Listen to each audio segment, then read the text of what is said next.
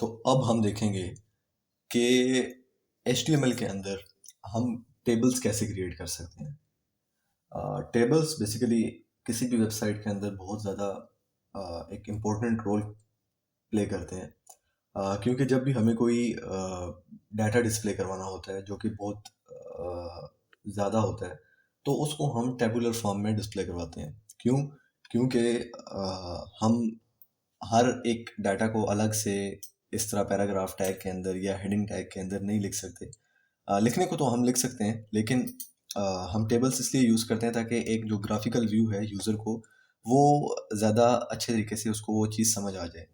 पहले मैं आपको दिखाता हूँ हम किस तरह का टेबल बनाएंगे। तो अगर मैं यहाँ आपके लिखूँ टेबल्स, ठीक है, तो अच्छा, मेरा इंटरनेट आई थिंक कनेक्टेड नहीं है, मैं इसको एक बार देख लेता हूँ। सॉरी। अच्छा, ये मेरे पास दूसरा टेबल आ गया। तो हम ये नहीं बनाने वाले, हम बनाएंगे कुछ इस तरह का टेबल, ठीक है। ये तो अब CSS के साथ डिज़ाइन हुआ हुआ है, इसके अंदर डिफरेंट कलर्स हैं, लेकिन मैं कोई और टेबल निकालता हूँ, टेबल्स HTML लिखते हैं, तो अब वो हमारे पास आ जाएगा। यस, हम कुछ इस टाइप का टेबल बनाएंगे, या हम ये वाला देख लेते हैं। तो अगर इसमें आप देखें तो आपके पास एक सीरियल नंबर है, एक रोल नंबर है, एक नेम है, एक टीम है। अब नेम के अंदर, रोल नंबर के अंदर नीचे रोल नंबर आ जाएगा, नेम के अंदर नीचे नेम आ जाएंगे, टीम के अंदर टीम आ जाएगी। तो हमें समझना आसान हो रहा है कि हमारे पास रोल नंबर के अंदर हमारे पास क्या चीज़ है, नेम के साथ हमारी क्या चीज़ है। तो अगर यही डाटा जो है ये रैंडम डाटा पड़ा होता है, पैराग्राफ टैग्स के अंदर पड़ा होता है, तो उसको समझना बहुत ज़्यादा मुश्किल हो जाता है। अब कोई भी टेबल होता है, टेबल बनाने से पहले टेबल को पहले समझ लेते हैं क्या होता है टेबल। टेबल के अंदर रोज़ और कॉलम्स होते हैं। अगर मैं ये देखूँ, ये मेरी पहली रो है, सीरियल नंबर से स्टार्ट हो रही है और टीम पे ख़त्म हो रही है। ये पहली रो है। इसी तरह ये वाली दूसरी रो है, ये तीसरी रो है, ये चौथी रो है। मतलब इस टेबल की कितनी रोज़ हैं? 4 रो हैं, 1 2 3 4। और इसी तरह कॉलम्स, अब कॉलम्स कितने हैं? कॉलम अगर हम देखें, ये पहला कॉलम है सीरियल नंबर वाला, यहाँ से स्टार्ट हो रहा है और 3 पे ख़त्म हो रहा है, ऐसे। और इसी तरह ये रोल नंबर वाला दूसरा, तीसरा, चौथा। तो मतलब 4 रोज़ और 4 कॉलम। ठीक है, हम कोई और टेबल देखते हैं जिसमें रोज़ और कॉलम डिफरेंट हो। तो अगर हम ये वाला देखें तो इसमें हमारी रोज़ कितनी है? 1 2 3 4 5। 5 रोज़ हैं और 3 कॉलम है, ठीक है। तो कॉलम जो है हमारे पास इस तरह होते हैं, और रोज़ जो है वो हमारे पास इस तरह होती हैं। तो जितने भी टेबल्स होते हैं उनके अंदर दो चीज़ें होती हैं। रोज़ और कॉलम तो होते ही हैं, लेकिन उनके अंदर जो होता है कंटेंट में हम दो चीज़ें लेते हैं। एक होता है हमारे पास डाटा, और एक होती है हमारे पास हेडिंग। तो अगर ये टॉप वाली चीज़ हम देखें, first name, last name, marks, तो ये एज अ हेडिंग काउंट होगा। और अगर इसके अंदर वाला कंटेंट हम देखें, फर्स्ट नेम के अंदर ये जेम्स और ये स्वाति, ये सारे जो नाम हैं, या ये 60 80, ये सब हमारे पास डाटा है। तो हमारे पास टेबल के अंदर पहली चीज़ हो जाएगी हेडिंग और दूसरी चीज़ हो जाएगी डाटा। तो हम क्या करेंगे कि, अच्छा, बनाने से पहले एक आखिरी चीज़ और समझ लें कि जो भी टेबल होता है, अगर हम कॉलम का या हाँ, कॉलम की पहली एंट्री जितनी भी होती है, क्योंकि इस कॉलम की पहली एंट्री फर्स्ट नेम है, इस कॉलम की पहली एंट्री लास्ट नेम है, इसकी पहली एंट्री मार्क्स है। तो हमेशा कॉलम की पहली एंट्री हमारे पास, हम उसको टेबल हेडिंग कह सकते हैं। और अंदर वाला जो कंटेंट होता है, रोज़ के अंदर जितना भी कंटेंट होता है, या कॉलम का दूसरा content, up to so on, वो सारा हमारे पास उसका डाटा होता है उस कॉलम के अकॉर्डिंगली, ठीक है। तो अब हम इस टाइप का एक टेबल क्रिएट करेंगे। अब ये जो कलर्स वगैरह असाइन हुए हैं, इसको फिलहाल हम ये नहीं देंगे, हम सिंपल रखेंगे इसको, क्योंकि हम CSS का कोर्स अभी नहीं कर रहे। तो अभी तक जितना काम किया है ये मैं रिमूव कर देता हूँ, और यहाँ पे आके मैं टेबल का कंटेंट लिखता हूँ। तो मैं कहता हूँ टेबल, ठीक है। टेबल के लिए हम टेबल का जो टैग है वो यूज़ करते हैं। उसके अंदर हमारे पास सबसे पहली जो चीज़ आती है, अगर मैं टेबल देखूँ, मैं टेबल को देख के ही बनाऊँगा। तो टेबल के अंदर पहली चीज़ आती है टेबल रो। पहली रो है, ये यहाँ से स्टार्ट हो रही है और यहाँ पे ख़त्म हो रही है। तो हम क्या करेंगे, TR के नाम से एक टैग बनाएंगे जिसको हम बोलते हैं टेबल रो। तो पहली रो के अंदर कितनी एंट्रीज हैं? 1 2 और 3, 3 एंट्रीज। और मैंने आपको बताया कि पहली एंट्री को हम क्या बोलते हैं? Table heading. तो मैं क्या करूँगा, पहली रो के अंदर मैं एक टैग लूँगा TH, मतलब टेबल हेडिंग। तो इसको मैं कहूँगा फर्स्ट नेम। मैं यहाँ पे लिख दूँगा फर्स्ट नेम। फर्स्ट नेम के बाद मैंने एक और हेडिंग लेनी है, ध्यान रहे कि ये पहली रो के अंदर ही है। तो उसको हम बोलेंगे लास्ट नेम। तो मैं इस टेबल हेडिंग को कॉपी करता हूँ और कॉपी करके पेस्ट करता हूँ 3 बार, क्योंकि हमारे पास 3 एंट्रीज हैं। इसको मैं बोलता हूँ लास्ट नेम, और यहाँ से मैं एक और लेता हूँ जिसको मैं बोल देता हूँ मार्क्स। ठीक है, पहली रो हमारी बन चुकी है, यहाँ पे स्टार्ट हो रही है, यहाँ पे एंड हो रही है, और उसके अंदर 3 हेडिंग्स मैंने ले ली हैं पहली रो के अंदर, और ये सारा काम टेबल के टैग के अंदर हो रहा है। अब इसके बाद आगे का जितना भी काम है वो हमने, क्योंकि मैंने आपको बताया हेडिंग्स खत्म हो गई हैं, अगली अगली रो के अंदर हम क्या लेंगे, टेबल डाटा। तो अगली रो यहाँ से स्टार्ट हो रही है, यहाँ पे ख़त्म हो रही है, उसके अंदर भी 3 ही एंट्रीज हैं। तो मैं एक और रो क्रिएट करूँगा TR, ये मैंने इसको एंड किया, लेकिन इसके अंदर मैंने 3 एंट्रीज तो लेनी है, लेकिन उनको मैंने TH नहीं लेना, TD लेना है, क्योंकि वो टेबल डाटा है। अगर मैं TH लूँगा तो वो बोल्ड हो जाएगा, मतलब एज अ हेडिंग काउंट होगा।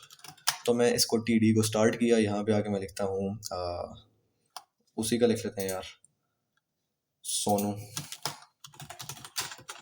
और यहाँ पे मैं एक और लेता हूँ, और सोनू के बाद जायसवाल और 60, जायसवाल 60। अब ये मैंने क्या किया, पहली हेडिंग के अंदर नीचे आ जाएगा सोनू, दूसरी TH के अंदर आ जाएगा मेरे पास जायसवाल, और मार्क्स वाली के अंदर आ जाएगा 60। इसी तरह मैं क्या करूँगा, अगली रो बनाऊँगा जिसके अंदर जेम्स, विलियम और 80 आ जाएगा। तो मैं इस वाली रो को कॉपी करता हूँ यहाँ से, और इसको कॉपी करने के बाद 2-3 बार पेस्ट कर देता हूँ। यहाँ पे मैं कुछ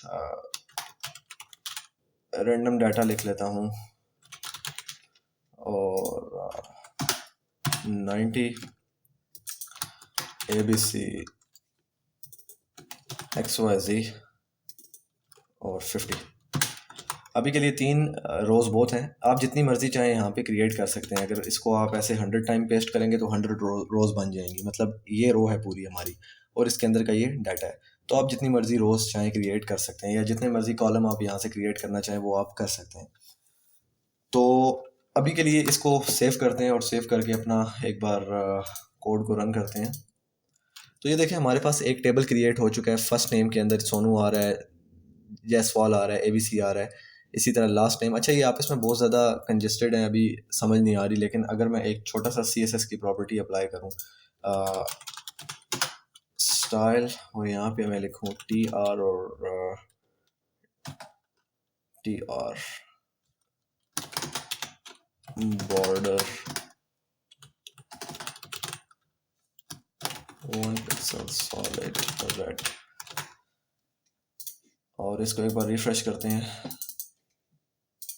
सॉरी,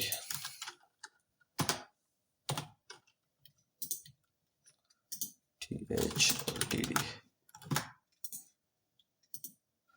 तो मैंने क्या किया है, मैंने इसके गिर्द ना बॉर्डर अप्लाई कर दिया। ये CSS प्रॉपर्टी है, इस पे अभी आपको ध्यान देने की ज़रूरत नहीं है।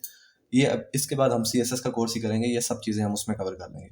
तो मैंने ये सिर्फ आपको समझाने के लिए इसके गिर्द एक बॉर्डर दे दी है, ताकि आपको पता चले कि कौन सी चीज़ किसके अंडर है। तो इस फर्स्ट नेम के अंदर जो है हमारे पास ये सोनू, जायसवाल, ABC आ गया। लास्ट नेम के अंदर हमारे पास ये आ गया। और मैं क्या कर सकता हूँ कि लेट से मेरे पास जो फर्स्ट नेम है, या फर्स्ट नेम के बजाय मेरे पास सिर्फ नेम की एंट्री है, अगर मैं इसको हटा दूँ, फर्स्ट लास्ट नेम को हटा दूँ, आके मैं सिर्फ यहाँ पे लिखूँ नेम, अब क्या होगा कि नेम में मेरे पास सोनू आ गया, मार्क्स में के अंदर ये जायसवाल आ गया, और ये वाला एम्प्टी हो गया। क्यों एम्प्टी हुआ है? क्योंकि मैंने यहाँ से लास्ट नेम हटा दिए। लेकिन मैं चाहता हूँ कि नेम के अंदर ये दोनों आए, क्योंकि ये दोनों नेम में आते हैं, मार्क्स अपनी जगह पे ही रहे। ठीक है, तो वो काम भी मैं कर सकता हूँ। मैं क्या, क्योंकि बेसिकली मैं करना क्या चाहता हूँ, मैं इस नेम को इन 2 कॉलम्स के साथ असाइन करना चाहता हूँ, मतलब इस नेम को इस वाले के साथ भी और इस वाले के साथ भी उसको असाइन करना चाहता हूँ। तो इसके लिए मैं हमारे पास एक कॉल स्पैन की नाम की एंट्री होती है, तो मैं इसको कॉल स्पैन 2 कह सकता हूँ, कि मतलब भाई जो तुम हो ना, तुम इन 2 को कवर करो। ठीक है, और उसके बाद मार्क्स वाला आ जाएगा। तो पहले 2 को कवर करेगा नेम। तो जैसे ही मैंने रिफ्रेश किया, ये देखें नेम के अंदर ये दोनों आ गए। ठीक है, तो इसी तरह हम रो स्पैन भी लगा सकते हैं। रो स्पैन क्या होता है, वो थोड़ा सा डिफरेंट है। उसमें अगर हम नेम के बजाय, हम नेम इस जगह लेने के बजाय यहाँ पे लेते, तो वहाँ पे हम रोज पेन यूज़ कर सकते हैं। वो आप खुद करने की प्रैक्टिस करें, क्योंकि वीडियो काफ़ी लंबी हो रही है। अगर आपको समझ नहीं आता तो मुझे कमेंट सेक्शन में बताएं, मैं उस पर भी वीडियो बना दूंगा। बहुत सिंपल है, लेकिन आप कोशिश करें खुद करने की उसको। और इसके बाद टेबल में बस यही था। आप जितनी मर्जी चाहें एंट्रीज ले सकते हैं। इसके अलावा हम बेसिकली जब बैकएंड से हम डाटा ले रहे होते हैं तो हम क्या करते हैं, हम एक ही एंट्री लेते हैं और उस पर लूप लगा लेते हैं। और वो लूप कैसे लगती है वो हम आगे जाके देखेंगे जब हम बैकएंड के कोर्स पे आएंगे। तो आई होप आपको ये टेबल्स का कॉन्सेप्ट समझ आ चुका होगा। मिलते हैं हम नेक्स्ट वीडियो में।